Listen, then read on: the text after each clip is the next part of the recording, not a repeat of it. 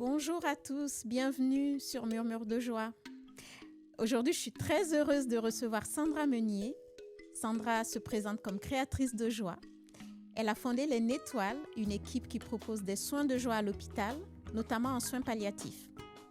Des soins qui passent par la présence, le jeu, le regard, le corps et bien sûr l'imaginaire. Sous les traits d'une fée, elle s'assoit auprès de celles et ceux dont la vie touche à sa fin et auprès des proches qui veillent. Elle ne vient pas effacer la gravité, elle vient ouvrir un espace où l'on peut encore se rencontrer, sourire, respirer autrement. Ce qui me touche chez Sandra, c'est ce choix d'aller là où beaucoup se sentent démunis, de faire de la douceur et du merveilleux une forme d'engagement. Sandra est aussi à l'origine de Terre de Joie, un projet artistique et pédagogique qui invite à cultiver cette qualité de présence dès l'enfance. Et elle lance La Caravane de la Joie, un projet itinérant pour aller à la rencontre des territoires et déployer ses soins de joie au plus près des personnes. Avec elle, nous allons parler de mission, de finitude, de clown, de fée et de ce que cela signifie d'engager sa vie au service de ceux qui restent vivants, même dans les moments les plus fragiles. Bonjour Sandra. Bonjour. Je suis très contente de t'avoir avec moi aujourd'hui dans Murmure de joie. C'est vraiment un grand plaisir et merci d'avoir accepté l'invitation. On va commencer directement par une question que j'ai préparée pour toi.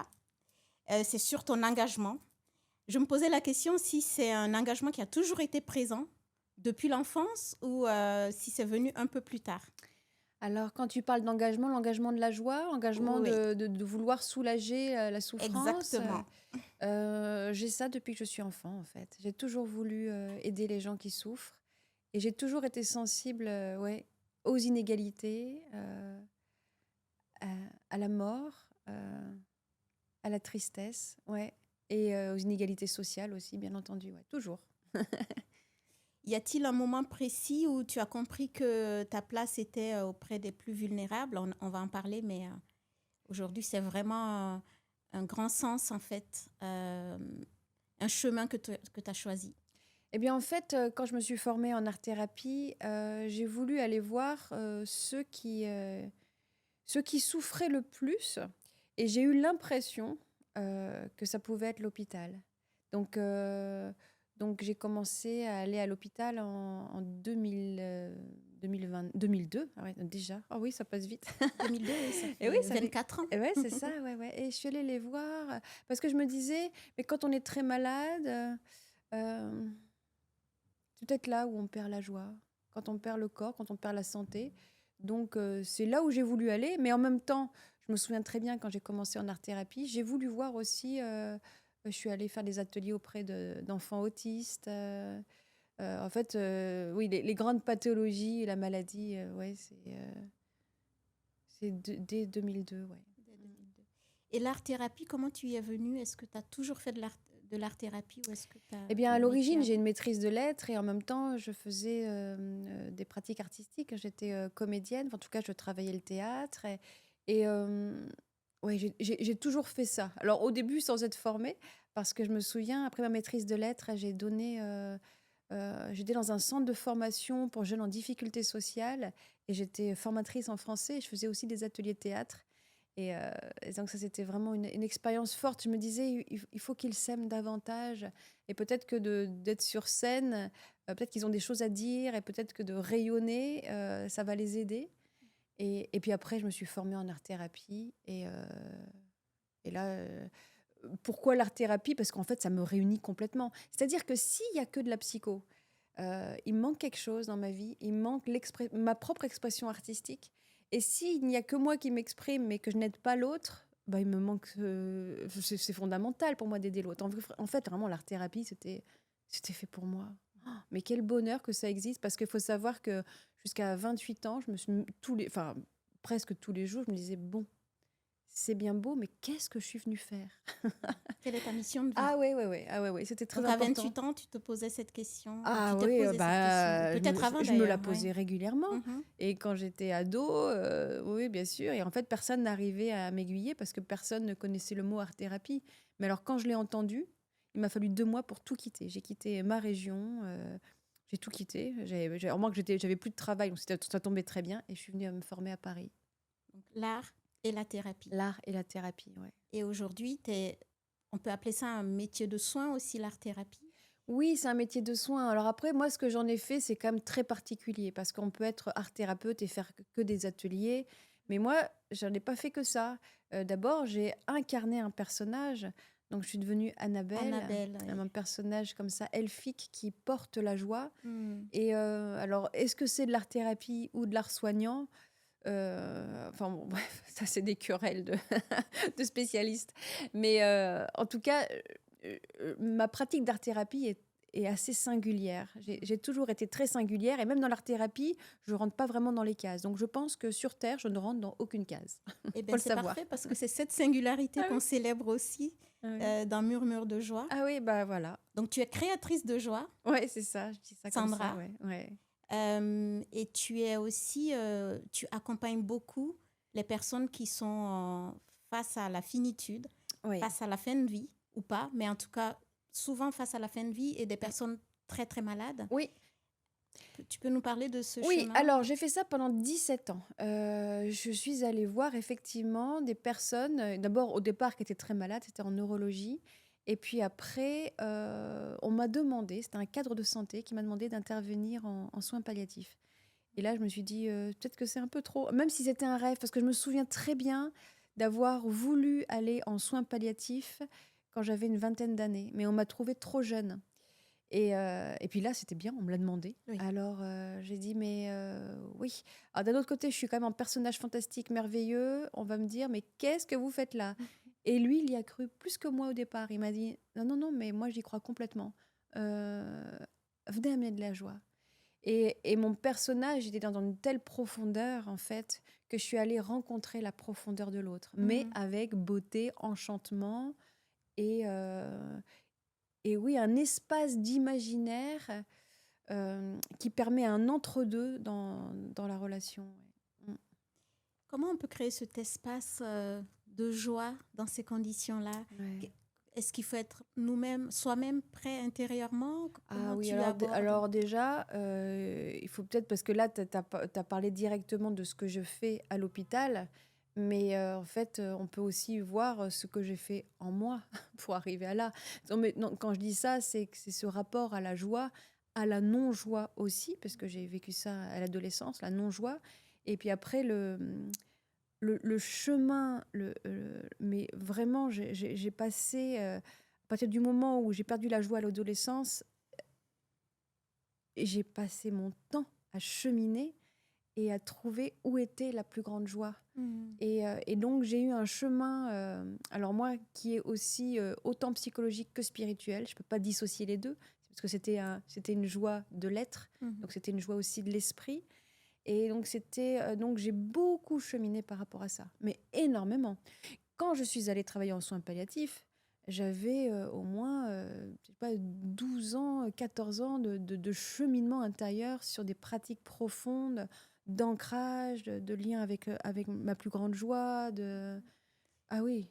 Et ce chemin-là, tu l'as fait, tu l'as parcouru seul ou accompagné de thérapeutes ou de Ouais. guides Oui, alors je ne l'ai pas suivi seule. Alors au départ seule, à l'adolescence, avec des textes, avec c'est pas possible, parce que en fait la non-joie c'était aussi, mais qu'est-ce que je suis venue faire sur Terre? Il y a quand même ce rapport avec l'expérience terrestre que je trouve parfois un peu délicate. Et j'avais besoin de savoir, est-ce qu'il y a des mystères sur Terre? Alors déjà, il y avait un grand mystère, c'était la mort, et de savoir quand il y avait une finitude, mais est-ce que vraiment, est-ce qu'il y aurait quelque chose d'infini? Est-ce que tout meurt, par exemple? Et la question de l'âme est venue assez rapidement, et donc après, les plus grandes joies, j'ai souvent exploré des grandes joies de l'esprit, des grandes joies de connexion avec quelque chose de plus vaste.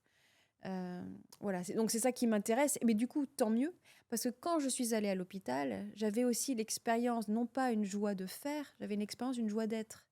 Et donc, c'est ce que j'ai passé le temps à proposer aux personnes en leur disant, mais si tu ne peux plus rien faire, ou si tu as cette impression, mais qui était véridique, parce que quand on est en fin de vie et quand on est à l'hôpital, souvent on ne peut plus rien faire, mais tu peux être.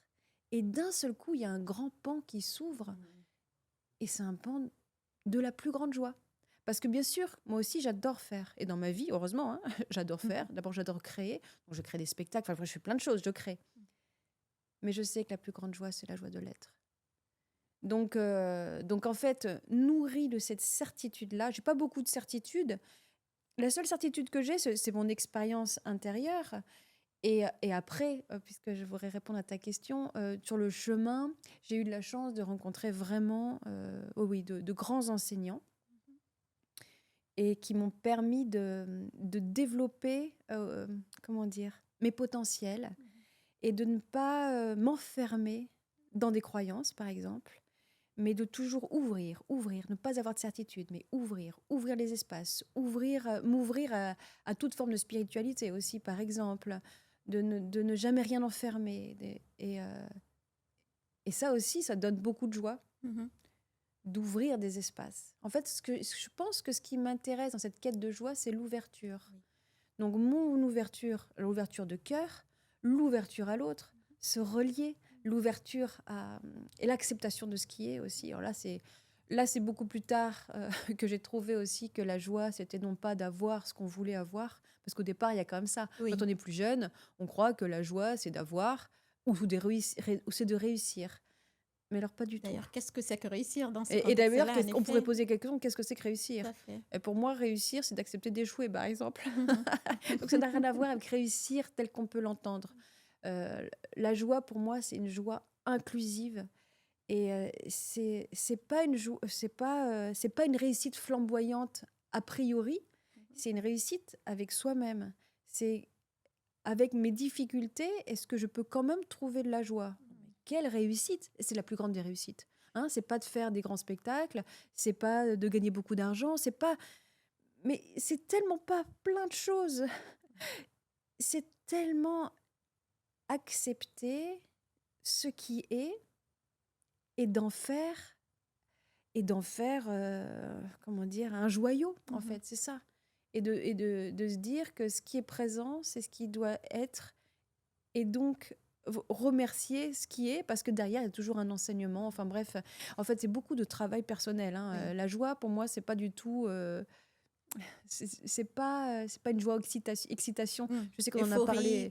Oui, je sais qu'on en a parlé toutes les deux quand on s'est rencontrés. Et je dois t'avouer que quand tu m'as proposé Murmure de joie, j'ai eu un peu peur. Je me suis dit, mais j'ai pas envie de parler d'une joie de façade, j'ai pas envie de parler d'une joie de réussite. Et c'est pour ça que je mets toujours un petit peu de temps avant de dire oui, il faut que je connaisse la personne, il faut que je connaisse un peu le contenu Bien du sûr. podcast. Et alors, j'ai été complètement heureuse de voir qu'on partageait cette même conception de la joie. Tout à fait. C'est Murmure de joie, c'est vraiment parler de joie intérieure, Ouais, de c'est la ça. joie comme un état d'être, comme voilà, une force intérieure qu'on a en nous. Donc, on partage vraiment cette définition de la joie. Et je reviens sur l'hôpital parce que j'ai vu des vidéos de toi, j'ai lu des choses sur ton parcours, notamment pendant ces 17 années, qui m'ont vraiment touchée. Pour prendre un cas très concret, quand tu rentres dans la chambre d'un malade qui est en fin de vie ou qui est très malade, qui ne peut plus bouger, comment tu l'invites dans cet espace? Donc, c'est toi ou c'est Annabelle d'ailleurs qui fait ce travail-là? Est-ce que tu peux nous en parler? D'abord, merci de me permettre d'exprimer cet essentiel, parce que c'est un essentiel. Alors, il faut d'abord savoir, je ne sais pas si tu vas le montrer, mais c'est un personnage fantastique. Oui, donc, j'ai les tresses. Ah, ok, donc on voit... Normalement, les auditeurs l'ont vu. Ah ouais, d'accord, ok, très bien. Le début de l'entretien. Donc, on voit que c'est un peu fantasque quand même. Et ce n'est pas ce côté fantasque qui m'intéresse, moi, c'est ce côté... dans ce côté un peu fantasque, un peu excentrique, il y a déjà un enseignement. C'est ne prends pas la vie au sérieux. Et ce que tu peux voir... ne te fie pas aussi à mon apparence, parce que sous mon apparence un peu excentrique et légère, il y a une très grande profondeur. Donc, il y a plein d'enseignements. Pourquoi et c'est un être de beauté. Tu as bien vu ce personnage qui est tout en beauté. Donc, en fait, comment je vais faire? Eh bien, imaginons que ce soit toi. Oui, Eh ben, on va imaginer. oui. Allez, Allez, alors, c'est parti. ben voilà, c'est parti. J'ai jamais fait ça. Eh ben, je te rencontre.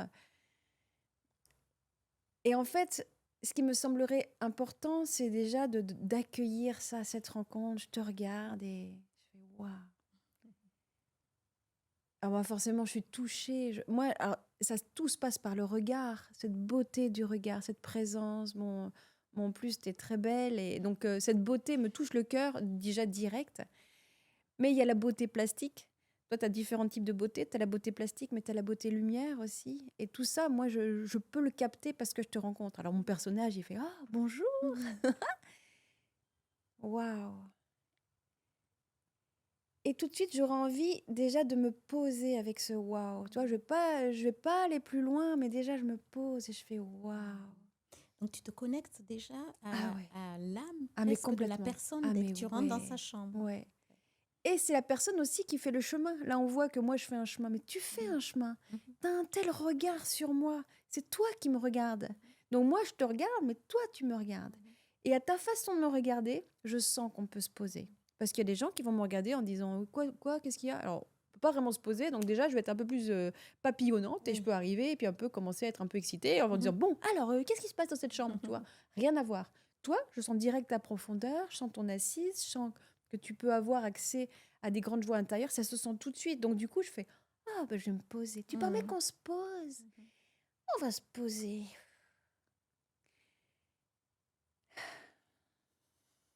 Et là, je vais prendre le temps de me poser. Il faut savoir que les rencontres, des fois, elles durent longtemps. Donc bien sûr, on Oui, va pas le faire là, mais oui.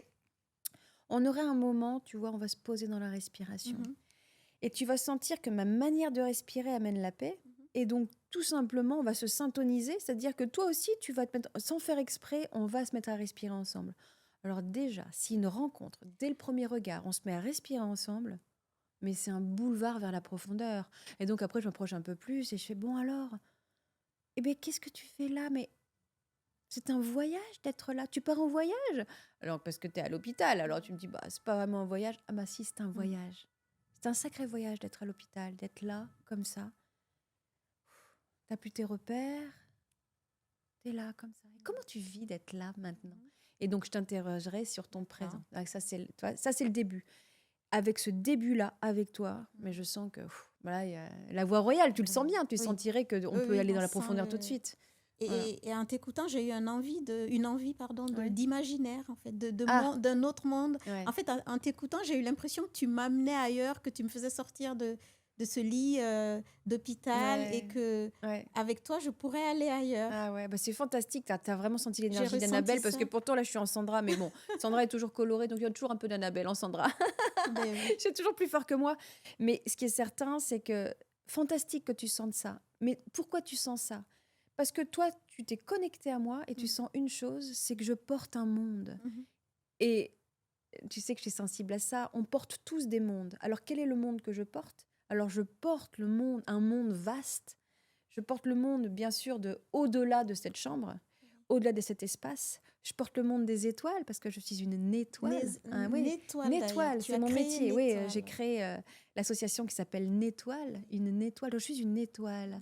Donc en disant que je suis une étoile, je porte les étoiles. Et ça veut dire quoi porter les étoiles? Une étoile, c'est un astre. Une étoile, ça éclaire dans l'obscurité. Mhm. Une étoile, c'est au-dessus de la situation. Et donc tu dois sentir tout ça en moi. Oui. Et l'invitation, c'est déjà de ne pas être collé à ta situation et c'est de voir ça du dessus. Et quand on va au-dessus de sa situation, ou alors en profondeur, ça dépend si on voit au-dessus ou au plus profond du dedans, Mhm. il y a un espace qui s'ouvre. Et là, c'est ça, c'est ce que tu dis, l'espace d'imaginaire, ben, on peut dire que c'est un imaginaire ou on peut dire que c'est très réel. Mhm. Mais ça va passer par l'imaginaire, ouais. Alors, tu as parlé de... On porte tous un monde. Ouais, Je crois que c'est ce que tu as dit. ouais, Cette notion m'a interpellée. Est-ce que ouais. tu peux détailler? Donc, chacun porte son monde. Ah ouais, Qu'est-ce que ça veut dire ah ouais. concrètement? Ah ouais, bah, j'en suis convaincue. Eh bien, en fait, ça veut dire quand je dis qu'on porte son monde, c'est intéressant de le sentir parce que ça nous invite au non-jugement.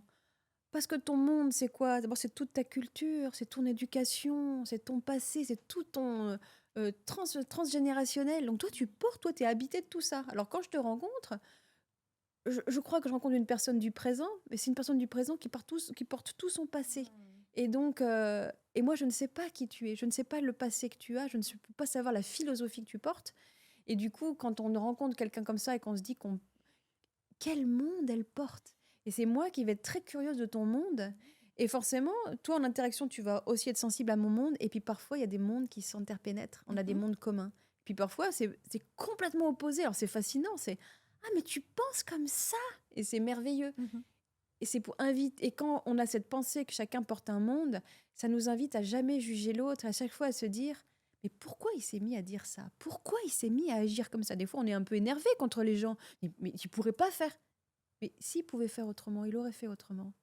Il a fait en fonction de son histoire, son éducation, ses traumatismes, sa tristesse, ses résolutions et ses non-résolutions. Et quand on vit ça comme ça, ben on se détend et on ne fait pas de suppositions. Il n'a pas, enfin, voilà, ça c'est les fameux accords Toltec, ne pas faire de suppositions, ne rien prendre personnellement. En fait, de croire aussi que l'autre porte un monde, ça permet aussi de faire moins de suppositions par rapport à soi.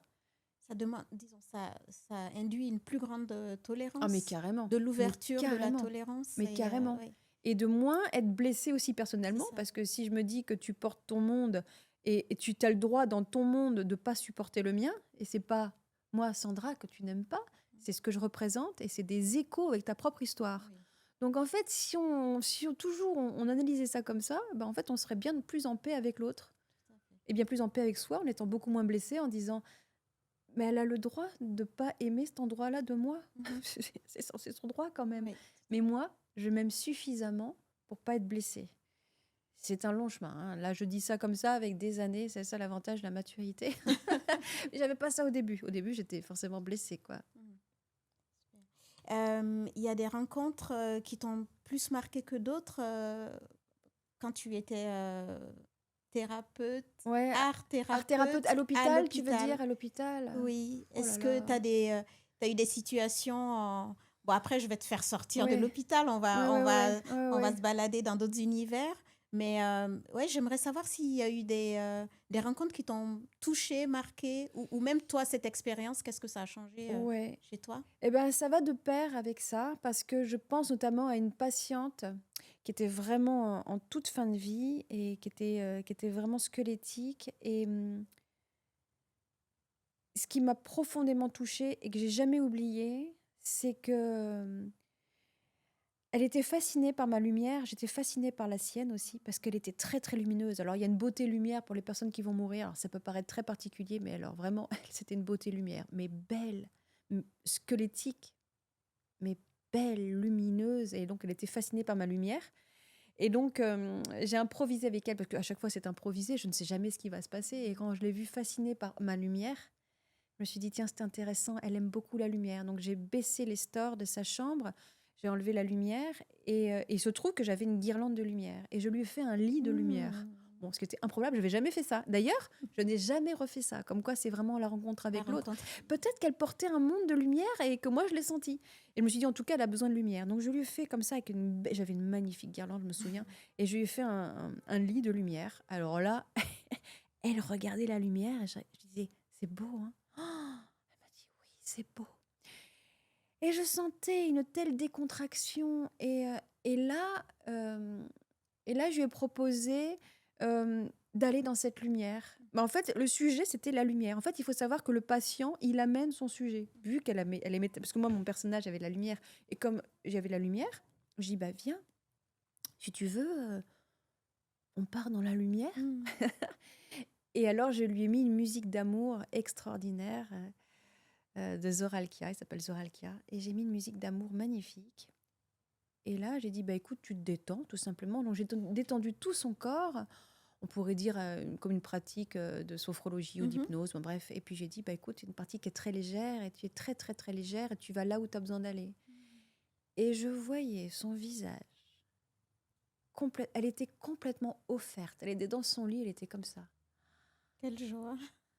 Et alors là, bah oui, comme moi, mon sujet, c'est la joie. Oui. Et là, j'assistais à ça en me disant, mais je ne parle plus. Et j'ai dit, mais écoute, bah, tu baignes dans la lumière, c'est la joie totale, l'amour. J'ai juste induit ça, mais j'avais pas trop besoin d'induire parce que moi, je la regardais. Et là, j'ai été mais fascinée, mais touchée au plus profond. Elle ouvre les yeux au bout d'un moment et je lui ai dit, tu aurais pu ne pas revenir. Elle m'a dit, ah oui. Et même d'ailleurs, j'étais un peu déçue qu'elle revienne. Elle aurait pu Mm. mourir comme ça dans la joie Ça, totale. oui. Et là, je lui ai dit, est-ce qu'on peut dire, est-ce que je me trompe pas, si là, ce que tu as vécu, est-ce qu'on peut dire que c'est la plus grande joie de ta vie? Elle est quand même bientôt aux portes de la mort, elle peut plus rien faire si cela. Elle m'a regardée, elle me fait, oh oui. Et là, mais en fait, j'en avais la certitude. C'est comme si j'avais une intuition, et par rapport à ma propre histoire, tout ce que j'ai pu vivre dans ma vie. Et elle m'a certifié qu'aux portes de la mort, on pouvait vivre la plus grande des joies. Mais c'est quoi comme joie? C'est la joie du lâcher-prise, c'est la joie de l'être. Donc là, c'est vraiment, on appelle ça l'être-té. Elle était vraiment complètement ouverte, heureuse. Et c'est Elisabeth Kubler-Ross, donc une grande spécialiste de l'accompagnement de fin de vie aux États-Unis, qui disait que la plus grande des chances qu'on puisse avoir dans notre vie, c'est d'assister à une mort apaisée. Elle nous transmet un enseignement que la mort, c'est pas ce qu'on croit. Mais là, l'enseignement qu'elle m'a donné, il était extraordinaire.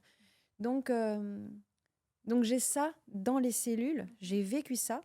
Et j'ai ma propre expérience aussi, parce que moi j'ai vécu un coma. Mais enfin, c'était quand même plus douloureux le coma. Mais j'avais déjà eu l'expérience qu'on C'était n'est pas vers que ce quel corps. âge, ça? Moi c'était à 20 ans. Oui, d'accord. J'ai fait l'expérience qu'on est mortel à 20 ans, qui est mon plus grand cadeau. Pas sur l'instant, hein, ça fait très mal, c'est douloureux, puis c'est terrible. Parce que j'ai eu des problèmes au niveau cognitif après, enfin bref. Donc c'était difficile. Mais par ailleurs, j'ai compris... de toute façon, j'ai compris assez vite dans ma vie qu'on n'était pas qu'un corps. Et quand je vois une personne comme ça, qui vit sa plus grande joie, eh ben on n'est pas qu'un corps. Non. Ah bah, c'est une joie de l'être, c'est une joie, donc elle n'est pas qu'un corps, c'est une joie de l'âme. Et donc, ouais, donc ça fait partie des plus grandes joies que j'ai vécues à l'hôpital. Ben, j'ai plein d'histoires, mais il y a elle qui revient et qui revient régulièrement quand même. Quel cadeau. Oh, quel cadeau. Ah, elle me disait merci, mais moi j'étais là, merci. J'imagine que c'était un moment Non, mais complètement... Mais Même c'est complètement dingue de en vivre ça. t'écoutant, je me dis que Non, mais ça devait être tu te rends compte de complètement vivre ça hors du temps, hors du temps. joyeux, Mais oui, paisible, mais... rempli d'amour, de lumière. Et c'est la joie dont ouais. je parle, c'est la joie paix, la joie tranquillité. Elle n'était que joie, cette femme. Mais joie qui va avec paix et amour. Et amour. Elle était amour. Et comme tu disais aussi, Ouais. de lâcher prise et d'ouverture. Ouais. Pendant ces moments. Ouais, mais je pense maintenant, avec l'âge aussi, mon regard sur la joie, bien sûr, s'est transformé. Et je pense vraiment fondamentalement que les plus grandes joies, c'est la joie du lâcher-prise, qu'on peut appeler lâcher-prise ou abandon. C'est pareil pour moi, c'est la joie de eh ben, je m'en remets à ce qui est. Et là, mais on lâche tout, ou on s'abandonne complètement à tout. Ah ben là, c'est la plus grande joie. Et dans la vie, on se rend bien compte qu'on n'a pas souvent accès à cette joie-là parce qu'on veut plus. On se Toujours compare, plus. on veut toujours plus. On a quelque chose, il y a une autre saisie juste après. Mais je voudrais ça maintenant. Donc en fait, on n'est pas dans le lâcher-prise, on est dans, au contraire, je veux prendre. Mais si on savait que la plus grande joie, c'est lâcher, on s'entraînerait davantage à lâcher prise. Donc je le dis d'ailleurs, si on veut se préparer à mourir, il faut apprendre à s'abandonner à ce qui est. Ouais. La grande joie, c'est ça. Ouais. Ouais. Tu as parlé d'acceptation, de lâcher prise, d'ouverture, de tolérance. C'est de très, très belles valeurs qui guident vers la joie. Ah oui. Mais je pense vraiment que la joie, comme je disais, la joie, c'est quelque chose d'inclusif. Ça prend la tristesse, ça prend tout. Mais pour moi, la joie est associée aux valeurs. Quelles sont les valeurs qui amènent de la joie? Donc, si en ce moment, les gens manquent de joie, vous manquez de joie, quelles sont les valeurs qui vont animer aussi cette joie, qui vont la réanimer? On peut retrouver de la joie. Hein. On peut réactiver notre joie. Moi, j'en suis persuadée. Alors, heureusement que je le pense. Est-ce que c'est une décision intérieure d'être joyeux? Alors, je sais que c'est choquant. Hein. Elle est choquante, cette phrase. Et parfois, à chaque fois, je reviens dessus. Je me dis, est-ce qu'on peut le dire? Est-ce qu'on peut ne pas le dire? Moi, j'aime pas les phrases absolues. J'aime que les phrases singulières. Donc, on peut pas dire que c'est une généralité. Par contre, pour moi, c'est une vérité. Je sais pas si tu fais bien distinction. Je veux Mais pas je... l'imposer. Je veux pas en faire une généralité en disant mais bah alors décide-le. Non, mais c'est beaucoup plus complexe que ça. Mais ce qui est certain, c'est qu'à un moment donné dans sa vie, et ça, je l'ai vécu à l'hôpital. En fait, tous mes enseignements, c'est empirique. Je l'ai vécu à l'hôpital. Et donc, quand j'ai vécu à l'hôpital qu'une personne, elle avait le choix, et j'ai vu ces bascules, ils avaient le choix de choisir la tristesse et ils ont choisi la joie, ah bah ça veut dire que ça se décide. Donc oui, ça se décide. Par contre, il faut parfois une personne pour nous aider à décider de la joie. Moi, je pense vraiment à ça. Mais c'est pour ça qu'on se rencontre, c'est pour ça qu'il y a la reliance, c'est pour ça qu'on se rencontre. Parce que, mais seul, des fois, on est dans le trou. On peut plus. On dit, mais je veux bien décider, mais j'y arrive pas. Et malheureusement, il y a l'autre. Et il y a l'autre qui connaît le chemin. La rencontre. Et c'est la rencontre. Moi, je crois beaucoup en la rencontre. La vraie. Hein, la vraie. Là aussi. La vraie. Et la personne qui dit, mais je l'ai fait, ce chemin. Et c'est pour ça que c'est toujours très intéressant quand des gens ont les types de souffrances.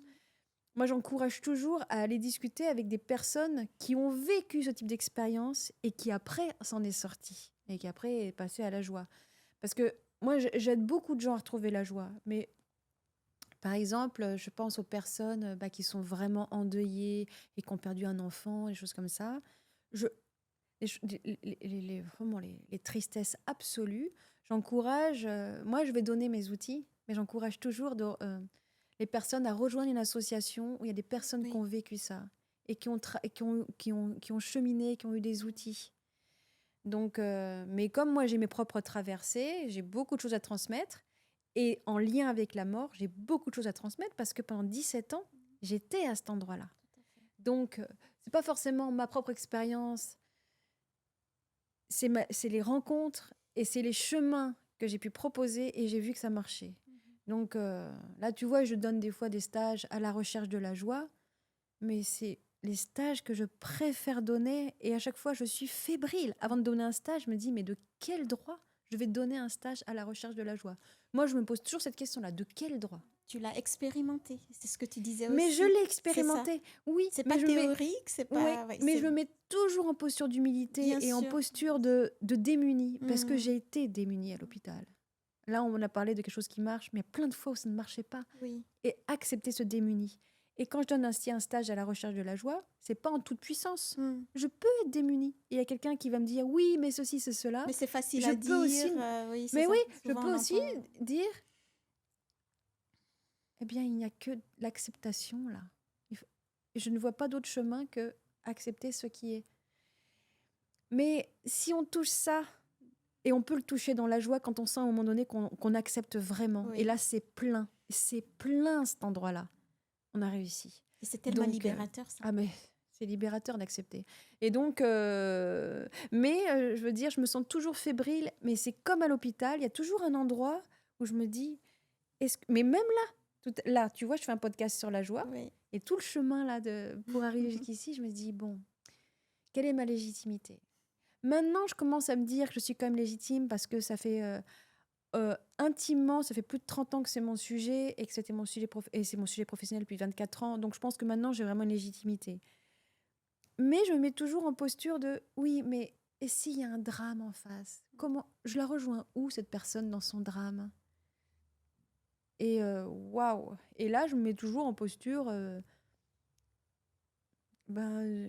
c'est elle qui devra faire le chemin aussi. Hein.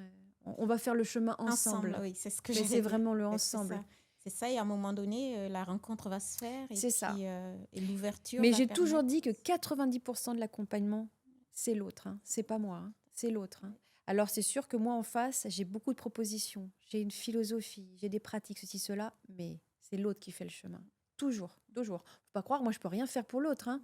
Mais l'autre peut, en résonance, prendre ce que j'allais entendre différemment. Et un jour, on entend différemment. Mais c'est doit être pareil pour ta vie. Un jour, tu as entendu différemment. Un jour, tu as respiré différemment. Un jour, tu as senti le soleil différent dans ta peau. Un jour, tu as senti que tu pouvais être en paix dans la forêt. Tu t'es dit, mais je suis en paix. Donc, un jour, tu as entendu différemment l'arbre. Un jour, tu as entendu différemment la rivière. Et je crois beaucoup en ça. Je crois beaucoup en l'instant différent, un instant où on entend. Et c'est pour ça que je continue à être art thérapeute, je continue à donner des soins de joie, à croire que ça peut encore, parce que je me dis, mais je ne sais pas le moment où ça va s'ouvrir, cet instant de lumière, que j'ai pu avoir dans ma vie, que j'ai toujours d'ailleurs. Là, dans l'actualité, d'ailleurs, on a Madame Gisèle Pellicot qui a sorti un livre. Ouais. Et je crois que le titre, c'est « Et la joie de Non, mais vivre ». incroyable. Alors, Ouais, mais ça incroyable. m'a bouleversée. Il y a 100 Ouais. personnes qui m'ont transféré, Ah ouais. qui m'ont contacté par rapport à ça parce que ça fait vraiment écho à ce que j'explique et qui a aussi quelque part du vécu. Et elle a décidé d'être dans la joie. Elle a décidé de voir les choses autrement, de ne pas les ignorer, de ne pas les étouffer, Ouais. d'être vraiment lucide et d'être dans la joie. Ouais. Et on voit qu'elle est que lumière, cette femme, quand on la voit Exactement. s'exprimer là-dessus. Mais alors, tu vois, j'ai beaucoup regardé ses vidéos. D'ailleurs, à chaque fois qu'elle passe, parce que j'ai pas encore lu son livre, je l'écoute. Et je lis aussi les commentaires. Et dans les commentaires, il y a des victimes aussi. Et qui disent... Alors, heureusement, elle génère quand même une certaine unanimité. Hein, c'est bien, au moins, je veux dire, il n'y a pas de jugement d'elle. Mais il y a les victimes qui disent aussi « Laissez-nous faire autrement ». Elle sort victorieuse. Elle nous montre un chemin. C'est pour ça que quand on me dit « Est-ce que la joie, ça se décide ?» Elle a la légitimité, elle. Moi, je peux dire « La joie, ça se décide ». C'est ma légitimité. Mais pour certains, c'est mon expérience et je sais que c'est possible. Mais mon expérience m'a montré que c'était possible. Elle a fait un grand chemin intérieur et à un moment donné, elle dit « Mais oui, la joie, c'est possible et je décide la joie ». Eh bien, elle a un message à délivrer aux autres femmes. C'est pas moi, en tant que Sandra, qui peut délivrer ce message à toutes les femmes violentées sexuellement qui ont vécu ces ignominies. C'est elle qui est une porte-parole et qui peut montrer un chemin possible. Mais elle le fait de manière délicate, elle parle d'elle, elle dit pas, il n'y a pas d'injonction. Il n'y a pas d'injonction. En fait, c'est ça qui est terrible, c'est les injonctions. Et parce qu'en fait, ça fait quoi en face? Toutes les femmes qui ont été victimes et qui se disent... Et qui n'y arrivent pas qui n'y à arrivent sortir. pas. Ouais, et qui disent, ah mais mince, ah mais alors moi je suis vraiment, en plus je suis nulle, j'y arrive pas, voilà, je suis malheureuse, je porte toujours ça. Mais parce que elle a trouvé le chemin. Et j'ai un infini respect, je la trouve, et effectivement, j'arrête pas de la regarder, je fais, mais elle est lumineuse. Elle est lumineuse.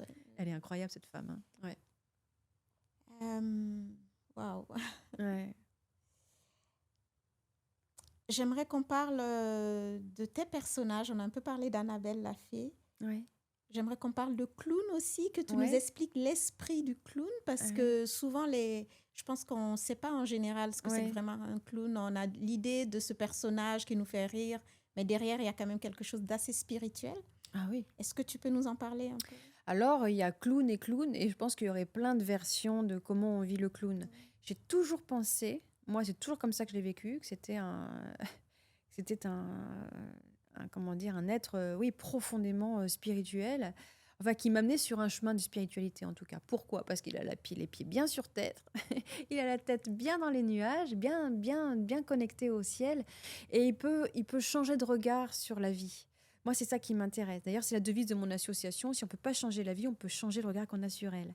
Donc, c'est ça que je prends dans le clown. Ton association qui s'appelle Nétoile. Et donc, ça, pour moi, le clown, il amène là. Le clown, il amène un espace de liberté. C'est un être complètement improbable qui explore sa singularité. Et quand on est clown, quand on incarne le clown, on ne se juge pas, on accepte qui on est. Et on prend toutes ces ombres et on en fait des lumières. Mais c'est vraiment ça le travail du clown. Hein. C'est par exemple, si je suis timide, et c'est quelque chose que j'aime pas dans la vie, je vais faire un clown timide malgré moi, parce qu'en fait, dans le clown, il récupère tout ce qu'on est. Donc, je vais commencer à être un clown timide, et puis en même temps, en étant timide, ça va faire du jeu, et ça va se transformer, et ça devient le point fort. Donc, en fait, c'est tout ce qu'on n'aime pas en nous, tous nos points de disgrâce qui deviennent de la grâce. Et c'est ça, j'adore dans le clown. Et c'est pour ça que Nétoile, c'est issu du clown. Mais j'ai pas tout gardé personnel. Alors, j'adore faire du clown. Et dans mes stages, il y a toujours l'exploration du clown. Et après, je fais un petit pas de côté. Parce que d'abord, c'est plus fort que moi. Je suis jamais enfermée dans des écoles. Et le clown, c'est quand même un archétype et qui est à respecter et que je respecte infiniment. Et je fais toujours un pas de côté. Alors après, moi, j'ai créé Nétoile parce que je trouvais que clown, ça pouvait aussi être une grande liberté, mais qui ne prendrait pas soin de l'autre. Le clown, il n'est pas là pour prendre soin de l'autre. Il est là pour être libre. Mais Nétoile, ça a une notion de je veux prendre soin de toi. Une étoile, c'est Donc, N-E-Z. N-E-Z-T-I-L-E. Donc, une étoile, on garde le côté déraisonnable du clown, et pourtant, il y a quelque chose qui va être raisonnable. Le raisonnable, c'est quand même, on va quand même un peu, comment dire, prendre dans les bras ce clown en disant, hep, est-ce que c'est au service de l'autre? Est-ce que c'est bon? Est-ce que c'est beau? Est-ce que c'est généreux? Donc, il est quand même il est quand même canalisé. Et une étoile amène de la beauté. Et le clown, on lui demande pas forcément d'amener de la beauté. Mais pour moi, les plus grands clowns, ils amènent de la beauté quoi qu'il se passe. Et le plus grand des clowns, c'est Chaplin. Alors lui, il fait l'unanimité chez tous les clowns. On aime ce personnage qui, qui amène de la lumière dans l'obscurité. Il passe le temps à faire ça. Je pense que moi, dans le clown, c'est ça que j'aime. C'est d'amener la lumière dans l'obscurité. Mais c'est comme ça que moi, je le vis. Après, on peut le vivre de plein de manières. Hein. Et je ne verrai plus les clowns de la même façon. Terre de joie. Ouais, Terre de joie. Tu peux nous en parler? Terre de joie, c'est mon grand engagement. Vraiment, parfois, je me dis que c'est mon grand œuvre. Si une étoile m'a portée, et l'association N'Étoile, elle a eu 20 ans là, en 2025, donc ça fait 20 ans que je porte l'énergie des N'Étoiles, que je suis encore fondatrice, même si je suis plus N'Étoile à l'hôpital, je suis vraiment encore impliquée. À un moment donné, N'Étoile, voilà, c'est vraiment acté, c'est œuvré pour les personnes qui souffrent à l'hôpital. Et Terre de joie, c'est arrivé à un moment donné, quand j'étais à l'hôpital, c'est une patiente de cancérologie qui m'a dit, mais Annabelle, non mon personnage, Annabelle, tu le dis aux enfants ce que tu me dis à moi. Elle dit, tu sais que je suis encore en vie, c'est grâce à toi, parce que tu me donnes une telle philosophie, ça me donne une telle joie, un tel regard sur la vie, c'est comme ça que je tiens. Elle dit, va le dire aux enfants. Alors je disais, mais non, moi je suis très bien avec les adultes. Elle m'a dit, mais tu sais qu'il y a pas de jeu qui a été fait pour les enfants à l'hôpital. Et ça, c'est rentré dans mon cœur. Alors moi, en fait, à chaque fois, mes changements de vie, ça passe par le cœur. Et je me dis, ah ouais, il n'y a rien qui a été fait. Je veux bien chercher pour eux. Et j'ai commencé à créer un dispositif. Alors au départ, c'était à plusieurs, c'était des cartes. Et puis à un moment donné, j'ai dit, non, mais attends, moi, ce qui m'intéresse, c'est la grande joie de l'intérieur. C'est pas la joie excitation, toujours cette paix, la joie paix. Et c'est comme ça que j'ai inventé Terre de joie. Et bizarrement, il n'est pas allé à l'hôpital, il est allé dans les écoles. Parce que je me suis dit, mais c'est réducteur, les enfants à l'hôpital. En fait, la joie, ils vont en avoir besoin toute la vie, la joie. Il faut en fait les éduquer à la joie intérieure. Éduquer à la joie intérieure. Éduquer à la joie. Et ça, c'est mon grand cheval de bataille, donc depuis une dizaine d'années. Donc, je suis éditée chez Nathan. Terre de joie, ce sont des dispositifs qui invitent les enfants à fermer les yeux. Donc, ce sont des rituels. Il y a un energy chime, un instrument de musique. On fait ding et on fait ferme les yeux, respire profondément et prends le temps. Et là, on propose une expérience à l'enfant. Donc, ça peut être, imagine, ressens la plus belle couleur dont tu as besoin en ce moment pour être heureux. Elle t'entoure complètement. L'enfant fait l'expérience. Et c'est pas tout de faire une expérience. C'est qu'après, on va l'interroger. Alors, ça t'a fait quoi de vivre ça ? De connecter l'enfant à écouter son corps, à ressentir que l'imaginaire, ça peut amener la paix et donc la joie. Parce qu'en fait, il va imaginer cette couleur. Quand on interroge les enfants, elle est différente selon les enfants. Ils vont imaginer des fois qu'ils sont dans le bleu océan. Après, ça peut être... on va être dans leur imaginaire qui est juste extraordinaire. Et à ce moment-là, à l'école, puisque à l'origine c'est un dispositif pour l'école, les enfants vont exprimer l'intime. Et en exprimant l'intime, ça fait une société qui est prête à parler de ses émotions, prête à parler de soi. Et voilà. Et on va inviter les enfants à devenir des héros de la joie. Un héros de la joie, c'est quoi ?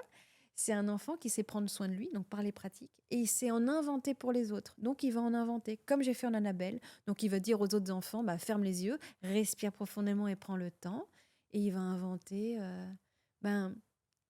regarde les nuages qui passent et tu es heureux. Il transmet ce que... Voilà, il transmet c'est lui. des petits ambassadeurs de la joie. Mais complètement. Mais c'est complètement ça. Et je me dis que si à l'école, ils vivent ça, ça change une société. Parce que d'abord, après, ils vont être à l'écoute les uns des autres. Et c'est ce qu'on m'a rapporté après les enseignants. On dit, mais c'est beau. Ils s'entraident en disant, mais tu te souviens ce qu'a dit Annabelle ? Ferme les yeux.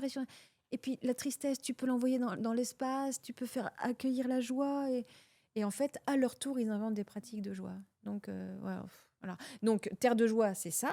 Et c'est devenu aussi une communauté depuis 2022. D'accord. J'ai créé une communauté qui s'appelle Pour une Terre de Joie, parce que je me suis rendu compte que ceux qui utilisaient Terre de Joie, enseignants ou pas, parce qu'après, tout le monde peut utiliser Terre de Joie, c'est édité chez Nathan, donc on peut le trouver sur Internet. Mhm. Et je me suis dit, mais ils ne savent peut-être pas assez bien l'utiliser, parce qu'on peut donner des enseignements aussi par Terre de Joie. Et c'est pour ça que je donne des formations, et qu'après, ils peuvent devenir des facilitateurs certifiés de Terre de Joie, et après, aller répandre ça. Mais un peu partout, à l'école, mais aussi dans les familles, et puis au niveau des foyers de la sociale à l'enfance, un peu partout, on peut transmettre la joie. Et ceux qui sont intéressés par Terre de Joie, comment ils peuvent te trouver En fait, s'ils font terredejoie.com, Oui. ils trouvent le site internet et on peut me contacter, on peut me contacter pour faire partie de la communauté, se former. Mhm. Et ouais. Et surtout que, alors, à l'heure actuelle, je sais pas, je t'en avais parlé, là, au niveau de la communauté, on lance un grand projet solidaire. C'est la caravane de la joie. Caravane de la joie. Voilà, c'est pas ça. bien pour parler de la caravane de la joie, murmure de joie. Tout à fait, tout à fait. Et la caravane de la joie, donc c'est porté par la communauté et c'est un engagement solidaire, c'est du bénévolat, et c'est parce que voilà, quand on est facilitateur de Terre de Joie, bien sûr, on peut se faire rémunérer, mais la caravane de la joie, on a des coffrets à offrir. On a récupéré presque 600 coffrets de Terre de Joie maternelle. Et donc, la caravane de la joie, c'est aller de commune en commune, d'endroits identifiés. Donc, ça, c'est grâce aux personnes aussi qui vont se connecter à la caravane de la joie, qui vont nous dire, mais allez là, allez là. D'ailleurs, j'ai reçu des réponses. On me dit... allez voir ces enfants dans le foyer de la sociale à l'enfance. Là, ils sont en souffrance. Là, vous pouvez passer. Là, il y a de la violence qui est faite aussi aux femmes. Et ça serait intéressant aussi de leur amener de la joie. Parce qu'en fait, Terre de Joie, c'est pour les enfants, mais c'est aussi pour les adultes. Enfin, c'est issu d'une étoile. C'est pour tout le monde. Dans la caravane de la joie, donc... on a besoin d'argent pour encore la faire encore plus belle, cette caravane. Et puis donc, c'est une vraie caravane, en fait. C'est une vraie caravane. Une voiture c'est une vraie caravane, parce que quand j'ai eu ce rêve avec ma communauté, il se trouve qu'il y a un médecin de soins palliatifs, parce que je donne beaucoup de conférences spectacles, et elle m'a dit, mais moi j'ai une caravane, mais je vous la donne. Elle a été touchée par ce projet-là. Oui. Et donc, la caravane, donc elle s'appelle Suzanne. Suzanne, la caravane de la joie. Voilà, c'est ça. Et donc, vous allez parcourir toute la France selon les invitations. Exactement, selon les invitations, selon aussi les lieux auxquels on a pensé. Oui. Et puis, ça va être France, mais c'est aussi Belgique et Suisse, parce que les facilitateurs certifiés de Terre de Joie, il y en a qui font partie de ces pays-là. Oui. Donc, en fait, c'est les pays francophones. Et on va pouvoir aussi aller dans ces pays-là. Et j'ai reçu d'ailleurs des propositions en Belgique et en Suisse en disant, mais venez là. Mais c'est ceux qui vous invitent qui financent, ou parce que je suppose que c'est quand même un budget tout ça de se déplacer. En fait, idéalement, on préférerait faire une cagnotte et avoir beaucoup d'argent et être vraiment gratuit pour les lieux où on va aller. D'accord. C'est vraiment une offrande. Oui. Nous, on a vraiment l'énergie de l'offrande. Oui. Et idéalement, j'aurais envie que ce projet il soit collectif. Alors, il est collectif parce qu'il y a une communauté, mais ça serait sympa, ça serait plus que sympa, ça serait merveilleux que des gens en face qui nous écoutent, là, par exemple, ils se disent, mais moi, je veux être aussi co-créateur de ce monde. Je reprends la phrase de Gandhi, incarner le monde que vous voulez voir. Enfin, il dit mieux que moi, d'ailleurs. Non, mais soyez le changement, au colibri, ou soyez le changement que vous voulez voir, incarner le changement que vous voulez voir, ou moi, je me sens très colibri de la joie. Oui. Donc, en fait... parfois, dans sa vie, on n'a pas des actions qui sont centrées sur la joie. Et là, on peut devenir co-créateur et co-créatrice de joie. On donne un petit peu d'argent pour ce projet de la caravane de la joie, qui est sur le site de Terre de Joie ou de pourune.terredejoie.com. Et là, on voit le projet et puis on dit, moi, je veux financer. Et l'avantage, c'est que si on a suffisamment d'argent, on sera vraiment gratuit pour tous les lieux où on va aller. Donc là, on va mettre les sites dans les commentaires de l'épisode. Et le Hello Asso. Enfin, on a déjà un Hello Asso, mais on va faire une cagnotte précise à chaque fois pour dire les étapes du financement. Ouais. Ok, tu me donneras les éléments, on va les communiquer volontiers, pour tous les gens qui veulent devenir co-créateurs de la joie, c'est ça. Puissent faire leur part s'ils le souhaitent. Ouais. Eh ben, merci Sandra, on arrive vers la fin de cet échange, c'est vraiment passionnant. Et bravo pour tout ce que tu fais et que tu apportes au monde. Quel serait ta conclusion, qu'est-ce que tu aimerais dire? Et puis, pour finir aussi, si tu peux nous faire un cadeau avec un conseil de lecture ou un film ou quelque chose qui t'a marqué, qui peut nous aider à se connecter à cette joie intérieure, cette lumière, cette source. Oh là, j'y avais pas pensé. Alors déjà, tu me dis, tu me Ça fait disais de donner une plein de questions. conclusion. Voilà, il Oui, y c'est avait la ça, ouais, conclusion c'est ça, et puis le, conclusion. le petit cadeau à la Ouais, fin, disons, ouais, le cadeau à la fin. ouais. En conclusion, je dirais que la période actuelle est vraiment difficile. Je le vis comme tous, hein. Je trouve qu'elle est exigeante. Et le conseil, c'est de cultiver cette joie pour nos enfants, hein, qui sont là.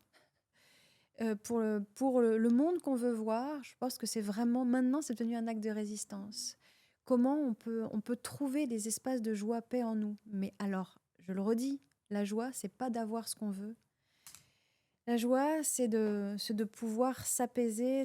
Donc, j'encourage les gens à trouver des pratiques qui amènent la joie, paix. Et de les inviter à devenir responsables de leur joie intérieure. Donc, et ça rejoint le conseil que je peux leur donner. Donc, c'est qu'est-ce que vous regardez? Qu'est-ce que vous lisez? Qu'est-ce que vous faites? Que votre parole et vos intentions soient alignées avec le monde que vous voulez voir. Vous pouvez déjà incarner le monde que vous voulez voir. Si chacun incarne le monde qu'on veut voir, on veut voir quoi comme monde? Un monde de joie, de paix, de sourire, d'entraide. Eh bien, incarnez-le. Donc, la décision, c'est vraiment d'être dans son alignement. Alignez-vous. Il n'y a pas de temps à perdre. C'est pas dans 3 ans, 4 ans qu'il faudrait être dans la joie. C'est maintenant, alors que c'est pas la joie. C'est maintenant. Donc, c'est des petites choses, pas après pas, des petites décisions. Et par exemple, j'ai une pratique que j'ai envie de transmettre là tout de suite. C'est une pratique assez marrant parce que je la faisais ce matin. Et je me disais, et c'est une nouvelle pratique, je sais pas, j'en avais pas conscience. C'est ce moment de respirer. Et je t'invite à la faire. On va respirer. Et donc, à chaque fois que j'inspire, je suis plus heureuse. Et de le sentir. Plus j'inspire, plus je suis heureuse. Plus j'inspire, plus je suis heureuse. Plus j'inspire, plus je suis heureuse. Alors, si régulièrement, dans la journée, vous faites une petite pause en disant « plus j'inspire, plus je suis plus heureuse ». Si le matin, comme décision, ayez une petite routine matinale, c'est vrai que, moi, c'est ce que je mets en place depuis plusieurs années, et de me dire chaque jour, à chaque instant, je deviens de plus en plus heureuse. J'ai le droit de dire ça. C'est pas chaque jour, à chaque instant, je suis. C'est je deviens. Donc ça laisse une marge de manœuvre. Le cerveau, il sait très bien si on n'est pas tellement heureuse. Mais on peut dire je deviens. Moi, Chaque le chemin, jour, quoi. à chaque instant, je Ouais. deviens de plus en plus heureuse. Donc ne pas oublier que la joie, c'est un chemin, en fait. Parce que si on pense qu'il faut tout avoir pour être dans la joie, mais on ne sera jamais dans la joie. Mais si on pense que c'est un chemin et que chaque pas qu'on fait est un pas de joie, chaque respiration qu'on peut... De temps en temps, quand on va pas bien, on fait bon, attends. Ah oui, mais je respire, je suis heureuse. Ah, mais oui, c'est vrai. Donc, j'ai ce pouvoir-là. Connectez-vous à votre pouvoir. Et je pense vraiment que le plus grand pouvoir, c'est notre pouvoir. Alors, on pourrait dire de décision, mais le pouvoir d'imaginaire. On a un grand pouvoir, c'est l'imaginaire. Donc, au niveau des conseils, moi, j'aurais plutôt des conseils de pratique, plus de lecture, parce que j'ai plein de livres, bien sûr. Mais moi, j'ai envie de dire pratiquer. Parce que, juste une petite réflexion, on part pas avec ce qu'on a lu, on part avec ce qu'on a dit, ce qu'on a fait, ce qu'on a expérimenté. Donc, expérimenter la bonté plus que lire beaucoup de lire des livres livres sur la sur la bonté. Et c'est pareil avec la joie. Oui. Au lieu de lire plein de livres sur la joie, Pratiquer. pratiquer. Donc, décider, respirer, méditer. Et puis créer, parce que, alors, avec qui vous êtes? La création. Moi, j'avoue que je suis quand même très créative, je suis beaucoup sur scène. Donc, créer. Et n'oubliez pas que la plus grande création, c'est votre vie. Hein, c'est pas être sur scène. Mais si c'est faire un spectacle, faites un spectacle. Si c'est une œuvre, dessinez, faites de la musique, chantez, dansez. tricoter. Tricoter, en fait, voilà, mais santé, en fait, Danser c'est une aussi, profonde connaissance de chanter, soi, en oui, fait. tout à fait. C'est plus vous Ah oui, connaissez, la plus connaissance vous de soi. avez accès à ce qui vous donne de la joie. Et si c'est marcher, allez marcher dans la nature. Si c'est danser, danser. En fait, mais vous êtes responsable. Ce qui est certain, c'est que vous êtes responsable de votre joie. Ça, c'est une certitude. Personne d'autre n'est responsable de vous. Vous êtes responsable de votre joie. Alors, aimez-vous suffisamment pour vous donner de la joie aussi. Super. C'est mon message. Eh bien, c'est un très beau message. On va terminer sur ces belles paroles. Merci. Merci beaucoup pour merci ton à toi, invitation. Sandra. Et puis, on va pour te trouver, donc on va déjà, pour te contacter, on va mettre les infos Ouais. dans les commentaires. Mais on peut aussi te contacter sur LinkedIn. Oui, alors sur LinkedIn, sur Instagram, tes sites. sur mes sites. Oui, Vraiment, allez voir sandrameunier.com parce qu'il y a vraiment tout ce que, il y a d'accord. tout ce que je fais au niveau personnel. Bien sûr, nettoile.com et terredejoie.com. Mais sandrameunier.com, c'est vrai, Oui, au moins vous c'est avez le- tout l'endroit centralisé. où on Bah peut oui, c'est tout retrouver où tous on les peut autres tout éléments. retrouver. Et Super. bien sûr, suivez la communauté pour une terredejoie.com pour voir, parce qu'à mon avis, on va l'entendre parler de cette communauté pour une terre de joie. Eh bien, J'espère. on ne demande que ça, justement, pour qu'on diffuse la joie au maximum, au plus grand nombre. Ouais, merci. Merci beaucoup, Sandra. Merci beaucoup. Hein. À très bientôt. À très bientôt.